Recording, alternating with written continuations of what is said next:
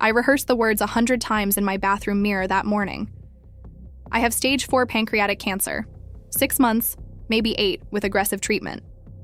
The doctor's voice still echoed in my head, clinical and detached, as if he hadn't just handed me my death sentence 3 days ago. At 62, I thought I'd have more time. More birthdays with my grandchildren, more Sunday dinners with my 3 children. More time to finish the quilt I'd been working on for my youngest grandchild. More time to tend to my garden, to see the rose bushes my late husband John had planted for our 40th anniversary bloom one more time. Comment where you're watching from. We'd love to see how far our stories are reaching. I gripped the edge of my kitchen counter, steadying myself. The family would arrive in an hour for our monthly dinner. I'd made John's famous pot roast, the one recipe I'd perfected after 42 years of marriage. The table was set with our best china, crystal glasses polished to a shine, a final normal dinner before everything changed. The doorbell rang at precisely 6 o'clock. Michael arrived first, my oldest son, with his wife Jennifer, always punctual, always immaculate. Jennifer's perfectly highlighted blonde hair framed her face, not a strand out of place. Her smile revealed professionally whitened teeth as she air-kissed my cheek. "Margaret, you look tired," she said, handing me a bottle of wine I knew she'd purchased specifically because it was expensive enough to impress but not so expensive it would hurt their wallet. "You should try that new serum I told you about." I forced a smile, wondering how "you have terminal cancer" would compare to Jennifer's anti-aging serum. Emily and Susan arrived minutes later with their families, bringing warmth and genuine hugs. Emily's husband David carried their toddler Lily, while Susan's teenage twins immediately asked if they could help set the table. "Mom, are you okay?" Emily asked, her brow furrowed with concern. "You sounded strange on the phone." "Let's talk. After dinner," I said, squeezing her hand. Dinner progressed with the usual conversations. Michael discussing his latest promotion, Jennifer interjecting comments about their new kitchen remodel, Emily sharing stories about Lily's preschool adventures, and Susan discussing her twins' college prospects. I barely touched my food, the knot in my stomach tightening with each passing minute. When dessert was served, John's favorite apple pie, I cleared my throat. The moment had arrived. "I have something to tell you all," I said, my voice steadier than I expected. "I saw Dr. Patterson last week about those stomach pains." The table fell silent, 5 pairs of eyes fixed on me except for Jennifer, who was subtly checking her manicure. "It's pancreatic cancer, stage 4. I paused, letting the words settle. "It's spread to my liver. 6 months, maybe 8 with treatment." Emily's sob broke the silence. Susan reached across the table, gripping my hand so tightly it almost hurt. Michael stared at his plate, his face pale. And then I saw it. Jennifer raised her wine glass ever so slightly, the corner of her mouth twitching upward. If I hadn't been looking directly at her, I would have missed it completely. A toast. A small, private celebration. Her eyes gleamed not with tears, but with something that made my blood run cold. "I'm so sorry, Margaret," she said, her voice dripping with rehearsed sympathy. "We'll be here for you every step of the way." But she wasn't looking at me. She was looking at my house. The house John and I had built 40 years ago. The house where we'd raised our children. The 4-bedroom Victorian on 2 acres that Jennifer had always commented on, had always asked about the value of, had always suggested updates for. As everyone processed the news, Jennifer leaned over to Michael, whispering something in his ear. I caught only fragments. Renovations. Finally. When she's... Michael nodded absently, still in shock, but Jennifer's eyes were already measuring the dining room, mentally replacing my antique furniture with whatever modern monstrosities she preferred that night. After everyone had left, after the tears and hugs and promises to help, I sat alone in John's old armchair, the one Jennifer had once called an eyesore and suggested I donate to Goodwill. My cancer diagnosis had shattered my world that morning, but Jennifer's raised glass had broken something else inside me. The realization that to some, my death was merely an inconvenience to wait out, a timer counting down to their inheritance. I thought of my children's faces, Emily's open grief, Susan's determined support, and Michael's stunned silence. My son had always been easily influenced, first by his stronger-willed father, now by his calculating wife. Had he married Jennifer for love, or had she selected him as the eldest son, the most likely to inherit the family home? Outside, rain began to fall, pattering against the windows of the house that had sheltered my family for decades. The house that Jennifer was already mentally claiming. I picked up the framed photo of John from the side table. His kind eyes stared back at me, the crow's feet at the corners testament to a life filled with laughter. "What would you do, John?" I whispered. A sudden calm washed over me. Terminal cancer had taken away my future, but it had also granted me something unexpected: clarity. Jennifer's mask had slipped tonight. She thought I was already as good as gone, but I wasn't dead yet. I picked up my phone and opened my contacts. I scrolled until I found the name I was looking for: Martin Weber, our family attorney. It was too late to call now, but first thing. Tomorrow, I would schedule an appointment. Jennifer thought she knew the price of my house. She thought she knew what she would inherit and when. She was about to learn how wrong she was. I may have only had 6 months left, but they would be on my terms, not Jennifer's. Martin Weber's office hadn't changed in 20 years. The same leather chairs, the same wall of law books, the same framed diplomas. Even Martin himself seemed preserved in time, apart from his now silver hair and a few more lines around his eyes. "Margaret, I'm so sorry about your diagnosis," he said, genuine concern in his voice. Unlike the practiced sympathy from Jennifer, Martin's words carried the weight of a 30-year friendship. He'd handled John's estate after his heart attack 5 years ago, guided us through tax seasons, helped draft our wills. "Thank you, Martin, but I didn't come to discuss my health." I placed my handbag on my lap, fingers nervously tracing the worn leather. "I need to change my will, immediately." Martin nodded slowly, pulling out a yellow legal pad. "Of course. What changes did you have in mind?" I took a deep breath. "I want to sell my house." His eyebrows shot up. "The Victorian? But Margaret, you've always said—" "I know what I've said, but circumstances change." I paused, the image of Jennifer's raised glass flashing in my mind. "You remember Michael's wife, Jennifer?" Martin's expression turned careful. "I do. Tell me, what impression did you get of her?" He hesitated, choosing his words diplomatically. "She struck me as ambitious." "That's one word for it," I said, unable to keep the bitterness from my voice. As Martin took notes on my new wishes, my mind drifted back to the first time I met Jennifer, 8 years ago. Michael had brought her to Sunday dinner, glowing with the pride of a man who couldn't believe his luck. Jennifer was undeniably beautiful, tall, blonde, with the kind of confidence that commanded attention. "Mom, this is Jennifer," Michael had said, his voice uncharacteristically nervous. "We met at the charity gala for the Children's Hospital." Jennifer's handshake had been firm, her smile dazzling. "I've heard so much about you, Mrs. Reynolds. Michael says you make the best pot roast in Massachusetts." I'd been charmed initially. Jennifer asked all the right questions, complimented the house. "What a stunning Victorian. You don't see craftsmanship like this anymore," and seemed genuinely interested in our family photos. It was only later, after they'd announced their engagement 3 months later, that I began to notice things. Small things at first. "This house must be worth a fortune now," she'd said while helping me wash dishes after dinner one night. "The real estate in this neighborhood has tripled in value." "I suppose so," I'd replied. "Though we never bought it as an investment, it's our home." "Of course," she'd said quickly, "but it's good to know its value, for insurance purposes." Then there were the helpful suggestions. "You should really think about updating the kitchen, Margaret.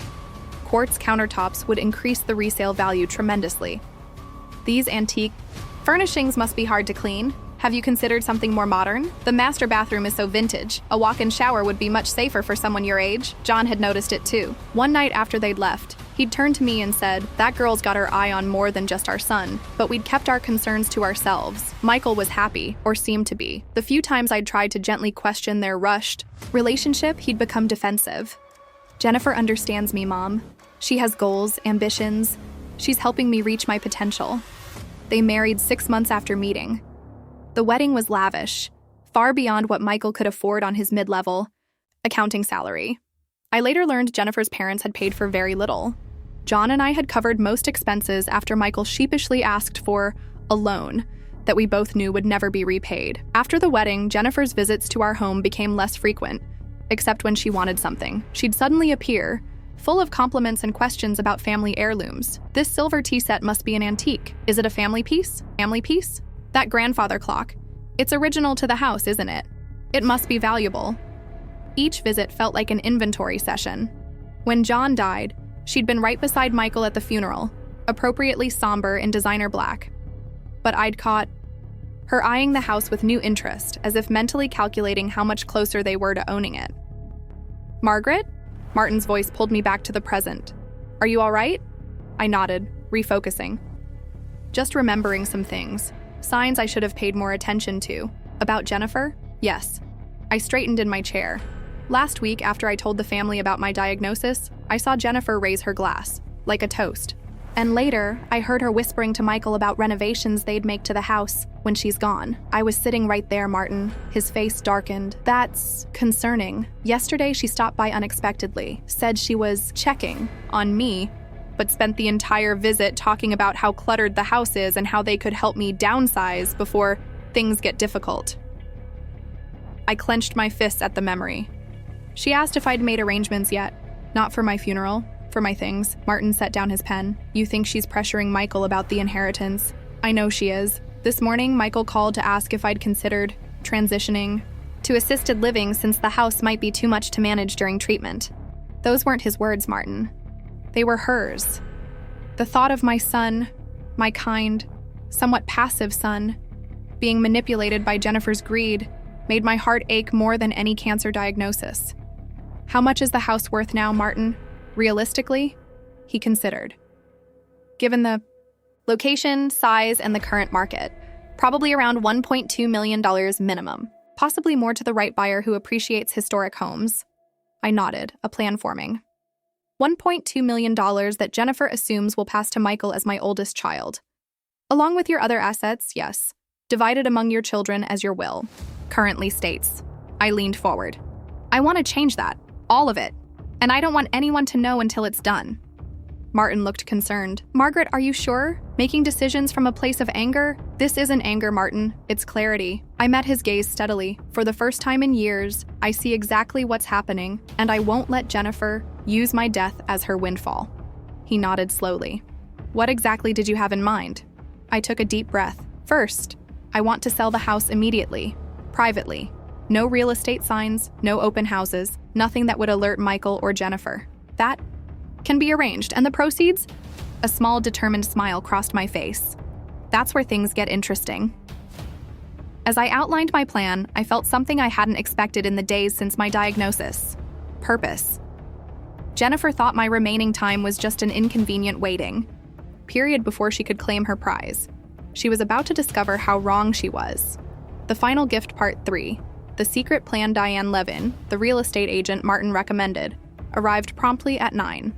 Her experienced eyes assessed my Victorian home with genuine appreciation. Beautiful original moldings, she noted, examining the carved archway. These hardwood floors are exquisite. John refinished them himself, I said quietly. Martin explained. Your situation, Diane said. The health concerns and the other issues. Jennifer, I said simply. She nodded. Historic Victorians in this neighborhood sell quickly, but doing this without your family's knowledge will be challenging. They rarely visit, I explained. Jennifer considers it depressing and outdated. We agreed on a private listing by week's end, shown only to pre-screened buyers who appreciated historic homes. Next, I cataloged my cherished heirlooms. The pearl necklace for Emily, grandmother's silver tea service for Susan, the Swiss music box for little Lily, John's pocket watch and cufflinks for Michael. I meticulously assigned each treasure, ensuring nothing valuable would remain unclaimed. When Jennifer eventually gained access, Michael's unexpected visit interrupted my task. He kissed my cheek, eyes not quite meeting mine. I was in the neighborhood, he claimed, though his office was downtown. I served tea, watching his gaze drift around the kitchen, assessing everything with new awareness. You should let us help sort through this stuff, he suggested. With treatment. Starting next week, you won't have the energy? I'm managing fine, I replied, studying his face. How's Jennifer? He shifted uncomfortably. We thought you might be more comfortable in assisted living. The stairs here, the maintenance. The cancer's in my pancreas, Michael, not my legs. His face flushed. I just meant, I know what Jennifer meant, I said quietly. Mom, she's concerned about you? Is she? I set my cup down. After I told you about my diagnosis, what did Jennifer whisper to you? His eyes widened. What? She leaned over and whispered something. What was it? I don't remember. Probably that she was. Sorry. My firstborn, who once told me everything, couldn't look me in the eye while lying. It wasn't about being sorry, I said softly. It was about renovations after I'm gone, wasn't it? Michael went pale. Mom, no, don't lie to me. Not when I have so little time left. Silence filled the kitchen except for the old clock ticking. She didn't mean it how it sounded, he finally said. Jennifer gets practical about difficult situations. Practical, I repeated. His shoulders slumped. What do you want me to say? That she's planning what to do with your house? That she's been planning for years? His voice rose. Yes, she has, but it doesn't change anything. I took his hand. It changes everything, Michael. How? You're still sick. You're still. He couldn't finish. Dying. I supplied gently. Yes, but what happens? To everything I've worked for. That's still up to me. Worry crossed his face. What do you mean? I'm making some changes. Things I should have done long ago. What changes? Alarm crept into his voice. Nothing for you to worry about now, I said, rising. I have an appointment. But Michael, I love you. I always have. But I won't be manipulated. Not even by my son. After he left, I cried in John's chair. Not for my diagnosis, but for the relationship with my son that had been lost long before cancer arrived. When my phone rang, it was Diane with unexpected news. A client is extremely interested in your home. She's a widow looking to downsize from her estate. She appreciates historic properties and wants to maintain its character. That's wonderful, I managed. She'd like to see it tomorrow. She's prepared to make an all-cash offer, and we could close in 2 weeks. What about the price? I asked. She's starting at $1.5 million, potentially higher after viewing. $1.5 million. Significantly more than Jennifer had once quoted when mentioning what houses like this were selling for. After the call, I reviewed my notepad titled The Final Gift. It outlined plans for my remaining time and money, medical expenses, funeral arrangements, trusts for my grandchildren, cancer research donations. But the final item made me smile despite everything. One last family trip. Not just any trip. The one John and I had dreamed of taking in retirement, the one his heart attack had prevented. Jennifer thought my house was her inheritance. She had no idea what was coming. Eleanor Winters fell in love with my house immediately. Unlike Jennifer, who saw only what could be changed, Eleanor appreciated its history and character. This craftsmanship is remarkable, she said, trailing her fingers along the banister. My late husband would have adored this place. By the end of her tour, she offered $1.7 million in cash, $200,000 above her initial offer. I accepted without hesitation. We can close in 10 days, Diane told me afterward. Are you sure you're ready for this? I nodded, thinking of Jennifer's raised glass. More ready than you know. That evening, Emily called. Mom, are you free for dinner tomorrow? Susan and I want to talk to you. Is everything all right? I asked. We just need to discuss something. About Michael and Jennifer. The next night, I sat across from my daughters at Emily's kitchen table, the remains of lasagna between us.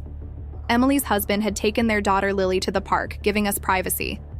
Mom, Susan began, we've been talking and we're worried about what's happening with Michael. Emily nodded. Jennifer's been calling us, asking about your will, about what you're planning with the house. She actually asked me if you'd made arrangements yet, Susan added, her voice tight with anger. Then suggested we should start thinking about dividing things up before you get too sick to make decisions. I wasn't surprised, but hearing it still hurt. What did you tell her? That she was being insensitive, Emily said. And inappropriate. She didn't like that, Susan continued. She said we were being emotional while she was being practical. That someone needed to take charge of the situation. Emily reached for my hand. Mom, we're worried she's manipulating Michael. He's always been. Easily influenced. And she's been talking about renovations, Susan added. She told her friend Caitlin they're planning to modernize your house as soon as, well, you know. I squeezed Emily's hand. I'm aware of Jennifer's plans. You are? They both asked. Michael as good as confirmed it. I took a deep breath. That's why I've made some changes. I told them about selling the house, about my plans, for the money. I didn't reveal everything, not yet, but enough that they understood I wasn't being passive. Emily's eyes widened. You're selling the house? Does Michael know? Not yet. Not yet. Susan let out a low whistle. Jennifer is going to lose her mind. Good, Emily said fiercely. She deserves it. I shook my head. This isn't about revenge. It's about making my own choices. I paused. I want to ask you both something important. They leaned forward, listening intently. When everything's finalized, I want to take one last family trip. The Mediterranean cruise your father and I always planned. 2 weeks, all expenses paid. Both of you, your families, and Michael. And Jennifer? Susan asked skeptically. And Jennifer, I confirmed. This isn't about excluding anyone. It's about creating memories while I still can. Emily wiped away tears. Oh, Mom, will Michael even come? Susan wondered. Jennifer hates cruises. She's always saying they're for old people who can't handle real travel. That will be his choice, I said. But the invitation will be genuine. 3 days later, as I packed essentials for my temporary move to a furnished apartment, the doorbell rang. Michael stood there, his expression thunderous. Is it true?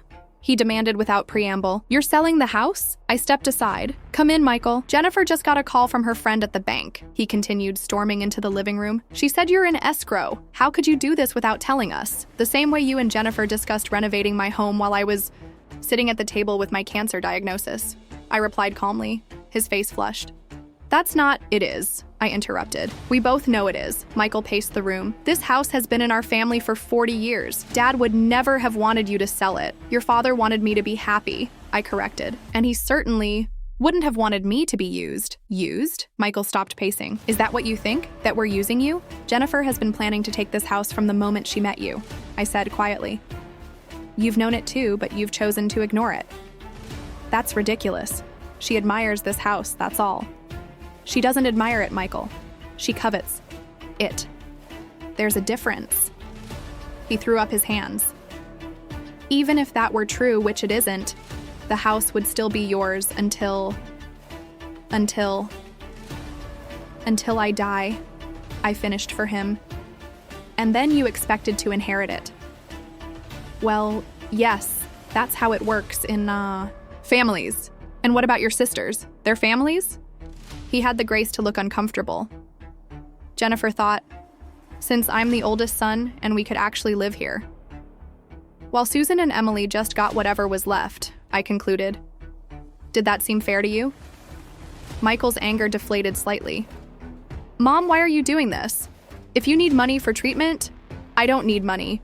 I'm doing this because I want to spend my remaining time making my own choices, not waiting for my daughter-in-law to claim her prize. That's not fair, he protested weakly. What's not fair is watching my son stand by while his wife measures the drapes in a house his mother still lives in. Michael sank onto the sofa, suddenly looking exhausted. What happens now? The sale closes next week. I'm moving to a furnished apartment temporarily. And then what? I sat beside him. Then I'm taking the family on the Mediterranean cruise your father and I always planned. 2 weeks, all expenses paid. You're invited, Michael. Jennifer, too. He looked up, confusion replacing anger. A cruise? But Jennifer hates... I know what Jennifer hates, I said. This isn't about her. It's about family. About the time I have left. What about the rest of the money from the house? That's my business, I said firmly. But you'll find out soon enough. Michael stood, his emotions visibly warring on his face. Jennifer's going to be furious. Probably, I agreed. But that's between you and her. After he left, I returned to packing. My hands steady despite the confrontation. The door to my old life was closing, but another was opening. One where I controlled the remaining pages of my story. That night, Jennifer called. I let it go to voicemail. Her message was exactly what I expected. Accusations, threats, feigned, concern about my mental state, and rash decisions. I deleted it without a second thought. The house wasn't hers to lose, and my story wasn't hers to write. The sale of my house closed in 8 days. Faster than anyone expected. I moved into a sunlit apartment with a view of the park, bringing only essential belongings and cherished photos. The simplicity felt refreshing after decades of maintaining a large home. Jennifer's campaign against me intensified. She called relatives, claiming I was mentally unstable and making irrational decisions. She even contacted my doctor, pretending concern about my cognitive state affecting my financial choices. Dr. Patterson called me immediately. "Mrs. Reynolds, I received a concerning call from your daughter-in-law questioning your mental capacity. I wanted to check on you directly." "I'm perfectly sound, doctor. Jennifer is upset because I sold my house instead of leaving it to her and Michael." "I suspected as much," he said. "Your test results came back, by the way. The tumor markers are responding to the initial treatment better than expected." "What does that mean?" "It means we might have more time to work with than originally thought. Not a cure, but potentially more months of good quality life." More time. The irony wasn't lost on me. Just as Jennifer's plans were unraveling, I might have longer to enjoy watching it happen. Martin called later that day. "Margaret, everything's set. The money from the house sale has been moved according to your instructions. The trusts are established, and the other arrangements are in place." "Thank you, Martin." I glanced at the cruise brochure on my coffee table. "What about the travel arrangements?" "All confirmed. 3 connecting suites for your family on the Mediterranean cruise departing in 3 weeks. Everything's paid in full. Have Susan and Emily confirmed? Both families are committed. No word yet from Michael." I wasn't surprised. Michael had been avoiding my calls since our confrontation. According to Susan, Jennifer was on the warpath and had forbidden him from speaking to me until I came to my senses. The following Sunday, I invited my daughters and their families for lunch at my new apartment. Emily brought a homemade lasagna, while Susan's twins helped arrange flowers they'd picked from their garden. "The apartment suits you, Mom," Emily said, looking around appreciatively. "It's peaceful," I agreed, "and no stairs to worry about during treatment." Susan smirked. "Funny how Jennifer was so concerned about those stairs, yet now she's furious you've moved somewhere without them." "It was never about the stairs," I said. After lunch, when the children were occupied with a movie, I gathered Emily and Susan in the living room. "There's something important we need to discuss before the cruise," I began. "About what I've done with the money from the house." They exchanged glances. "You don't need to explain, Mom," Emily said. "It's your money." "I know, but I want you to understand my decisions before Michael and Jennifer find out." I outlined everything. The trust established for each grandchild's education, the donation to the Cancer Research Foundation, the reserved funds for my medical care and funeral arrangements. Then I explained the most important part, the family legacy fund that could only be accessed for specific purposes like education, medical emergencies, or first homes. "The money isn't directly inheritable," I explained. "It's protected in a foundation that benefits all of you and future generations, but cannot be controlled by any individual." Susan whistled. "Jennifer's going to have a stroke." "Susan!" Emily scolded, but she was fighting a smile. "It's not about punishing Jennifer," I said. "It's about protecting our family legacy from anyone who values the money more than the family itself." Emily squeezed my hand. "It's brilliant, Mom. Dad would have approved." The doorbell rang, startling us all. Susan peeked through the peephole, then turned to me wide-eyed. "It's Michael. Alone." I took a deep breath. "Let him in." Michael looked exhausted, with dark circles under his eyes and rumpled clothes. He hesitated at the doorway. "Can we talk, Mom? Privately?" Emily and Susan gathered their families and made excuses to leave, each hugging me tightly before going. When the door closed behind them, Michael stood awkwardly in my living room. "Nice place," he finally said. "Thank you. Would you like some, coffee?" He nodded, following me to the small kitchen. We sat at the breakfast bar, the ticking clock the only sound as he stirred his coffee endlessly. "Jennifer and I had a fight," he finally said. "A big one." I waited, giving him space to continue. "She wanted me to contest the house sale. Said we should get a lawyer, claim you were mentally compromised by your diagnosis." He grimaced. I refused. That couldn't have gone over well. Michael let out a humorless laugh. "That's an understatement. She threw a vase at me, said I was choosing you over her, that I was weak and pathetic." "I'm sorry, Michael." "Are you?" He looked up, his eyes pained. "Isn't this what you wanted? To drive a wedge between us?" "No," I said firmly. "I wanted you to see the truth about who you married. There's a difference." He stared into his coffee. She called the lawyer anyway. He told her we have no grounds to contest the sale. You're mentally competent, it was your house. End of story. What happens now? I don't know, he admitted. She's still furious, says you've robbed us of our inheritance. It was never her inheritance to lose, Michael. And I haven't disinherited. I've just changed the form it takes. His head snapped up. What do you mean?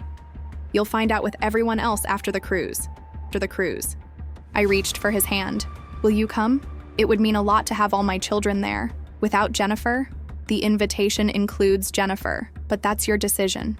Michael was quiet for a long moment. Mom, I need to ask you something, and I need you to be honest. Of course. Was Dad right about her? He told me once that Jennifer was more interested in my family connections than in me. I defended her. We argued about it. It was the last real conversation we had before his heart attack. My heart ached for my son. Your father was a good judge of character. But Michael, what matters now is what you think, what you've seen with your own eyes.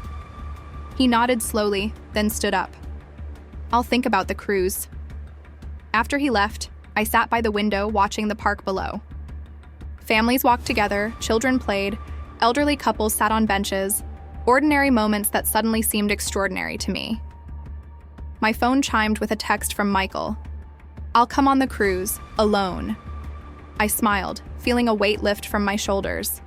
Not everything was resolved, not by a long shot, but it was a start. That night, I dreamed of John. We were standing on a cruise ship deck, Mediterranean waters sparkling around us. You've done well, Margaret, he said in my dream. You've given them something more valuable than money. What's that? I asked. His answer lingered as I woke, the chance to see clearly. 3 weeks later, we boarded the cruise ship. Myself, Emily and David with little Lily, Susan and her husband with the twins, and Michael, who had arrived alone, with a tentative smile and lighter eyes than I'd seen in years. As we sailed away from port, I knew Jennifer was seething in the house she and Michael still shared. But for the first time since my diagnosis, I felt not like a woman who was dying, but like one who was truly living. The real inheritance was already being delivered, one family moment at a time. The Mediterranean sparkled like scattered diamonds under the morning sun as I leaned against the ship's railing. 2 weeks had passed in a blur of laughter, excursions, and precious moments with my family. We'd explored ancient ruins in Greece, wandered cobblestone streets in Italy, and marveled at the blue domes of Santorini. I'd watched Emily's daughter Lily build her first sandcastle on a Spanish beach, helped Susan's twins practice their faltering Italian in Florence, and walked arm in arm with Michael through a Provençal lavender field. Mom, Michael joined me at the railing, coffee in hand. You're up early. Wanted to catch the sunrise, I said. Last day at sea. He nodded, the gentle breeze ruffling his hair. This trip has been, I don't know how to thank you for it. You don't need to thank me. Being here together is enough. Michael had transformed over these 2 weeks. Away from Jennifer's influence, he'd reconnected with his sisters, played with his niece and nephews, and slowly returned to the son I remembered. Thoughtful, kind, quick to laugh. Have you spoken to Jennifer? I asked carefully. His expression tightened. She texts daily, asking if I've come to my senses yet. He sighed. I told her yesterday I'm staying with David and Emily for a while after we get back. That's a big step. It's the right one. He turned to face me. Dad was right about her, wasn't he? All along. I placed my hand over his. What matters is that you see clearly now. Later that morning, we gathered in the ship's private dining room for what everyone thought was simply our final breakfast together. The table was elegantly set, windows offering a panoramic view of the sea. Emily helped Lily into her booster seat while Susan's twins debated which excursion had been their favorite. David and Susan's husband, Tom, discussed the ancient engineering of the Parthenon. It was perfect. My entire family together. Bonds renewed and strengthened. When the waiter brought coffee, I nodded to Martin, who had joined us that morning. He discreetly placed a slim folder beside my plate. Before we eat, I said, there's something important I want to share with all of you. The table quieted, all eyes turning to me. This trip was part of what I've come to think of as my final gift to our family. Not just the memories we've made, but something more lasting. I opened the folder, revealing the documents inside. When I sold the house, many of you wondered what I plan to do with the money. The answer is both simple and complex. I explained the structure Martin had helped me create, the Reynolds Family Foundation, funded by the proceeds from my house sale and augmented by my insurance policy. It's not a traditional inheritance that any one person controls, I clarified. Instead, it's a foundation that exists to support all of you and future generations in specific ways. I outlined the 3 pillars: education for any family member at any age, healthcare support for serious illnesses or emergencies, and assistance with first homes for children and grandchildren. No one can drain it for renovations or luxury purchases, I said, glancing at Michael with a small smile. But no one in our family will ever lack education, healthcare, or a roof over their head. Mom, this is incredible, Susan breathed. There's more, I continued. Each of you is named as a foundation board member. You'll make decisions together about special circumstances not covered by the standard provisions. Emily wiped away tears. You're teaching us to work together even when you're gone. That's the real inheritance, I said softly. Not money or property, but family bonds that remain strong through disagreement, distance, and time. Michael stared at the documents, his expression unreadable. Jennifer will never accept this. She'll try to fight it. She can try, Martin interjected gently. But the foundation is legally ironclad. No spouse can access or control these funds directly. It protects our family legacy, I added, while still providing real support when truly needed. Michael looked up, a slow smile spreading across his face. It's brilliant, Mom. Dad would have loved it. After breakfast, Michael and I walked the promenade deck alone. The coastline appeared on the horizon, our journey nearing its end. What will you do about Jennifer? I asked. He sighed deeply. I don't know yet. But I see things clearly now. What she really values, who she really is. He paused. I'm sorry I didn't believe you and Dad sooner. Don't be sorry. Just be happy. I squeezed his arm. That's all we ever wanted for you. That evening, at our final dinner, the captain stopped by our table. Mrs. Reynolds, I understand tomorrow is a special day? Susan grinned. We might have mentioned it's your birthday, Mom. The dining room erupted in song as waiters brought out a cake glowing with candles. My family beamed around me, Emily recording the moment on her phone, Susan's twins harmonizing enthusiastically, Michael laughing as Lily tried to help me blow out the candles. Make a wish, Mom, Emily called. I closed my eyes briefly, then blew out the candles in one breath, surprising even myself. You didn't need to wish, did you? Michael asked quietly as the others cut the cake. I shook my head. Everything I could wish for is already here. 2 months later, back in my apartment, I sat with Dr. Patterson reviewing my latest test results. The tumor has shrunk another 15%, he said, genuine surprise in his voice. You're responding remarkably well to treatment. How much more time? I asked. Difficult to say precisely, but based on these results, possibly a year, maybe more. A year? More sunrises, more family dinners, more time to see my plan unfold. That evening, as autumn painted the park outside my window in amber and gold, my doorbell rang. Michael stood there, looking nervous but determined. I filed for divorce today, he said without preamble. Jennifer contested it, of course. Said I was being manipulated by you. Are you? I asked, stepping aside to let him in. He laughed. A genuine laugh I hadn't heard in years. For the first time in a decade, I'm thinking for myself. We sat together, in comfortable silence, watching the sunset paint the sky in brilliant colors. I understand now, Michael said finally. What Dad used to say about wealth. I smiled, remembering John's favorite phrase, that the only wealth worth having is the kind you can't spend. Michael nodded. Family, love, time. He looked at me. Your final gift wasn't the foundation or even the cruise. It was clarity. My heart felt full beyond measure. The cancer still grew within me, yet somehow I felt more alive than I had in years. Jennifer had raised her glass to my death sentence, thinking she would claim my house, my possessions, my legacy. Instead, she had set in motion her own loss, not of wealth, but of something far more valuable. And in doing so, she had given me an unexpected gift, the chance to reclaim my family before it was too late. As darkness fell, my phone lit up with messages. Emily sharing Lily's first day of preschool, Susan's twins winning their science fair, even Martin with news of another family accessing educational funds from the foundation. My final gift was working exactly as intended, creating ripples that would continue long after I was gone.